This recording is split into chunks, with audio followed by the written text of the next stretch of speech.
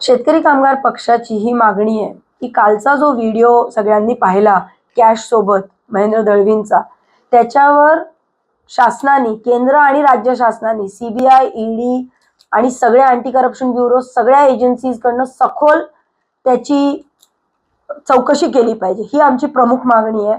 ते व्हिडिओ खरा खोटा वेगळी गोष्ट आहे, पण सखोल चौकशी तर नक्कीच झाली पाहिजे.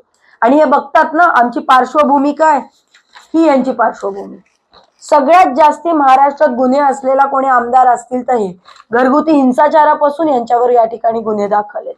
तिसरं म्हणजे यांची काही हिस्ट्री, फार पार्श्वभूमी काय लपलेली नाहीये.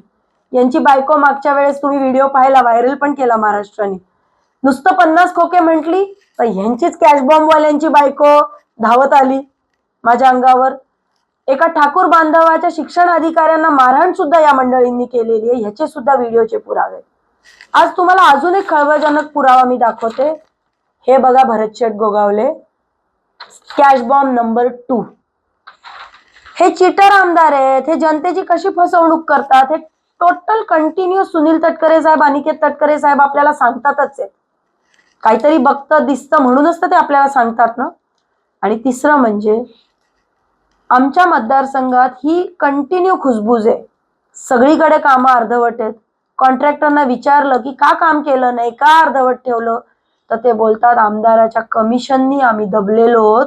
नुसते हप्ते आणि कमिशन या ठिकाणी आम्हाला मानले जातात. माझी मुख्यमंत्र्यांना आणि महाराष्ट्र शासनाला विनंती आहे, कधी थांबणार?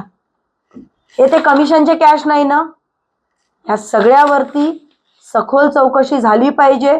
यांच्या प्रत्येक अकाउंटवरती खूप डीप चौकशी झाली पाहिजे. यांच्या संबंधित असलेले लोक, अधिकारी, आता मुरुडच्या सीओची सुद्धा त्या ठिकाणी चौकशी झाली पाहिजे. कित्येक बिल, कित्येक भ्रष्टाचार तिथून त्या ठिकाणी केलेला आहे. ही मागणी या ठिकाणी मी शेका पक्षाच्या वतीने करते. लोकशाही मराठी ऐका, पहा, जागरूक रहा.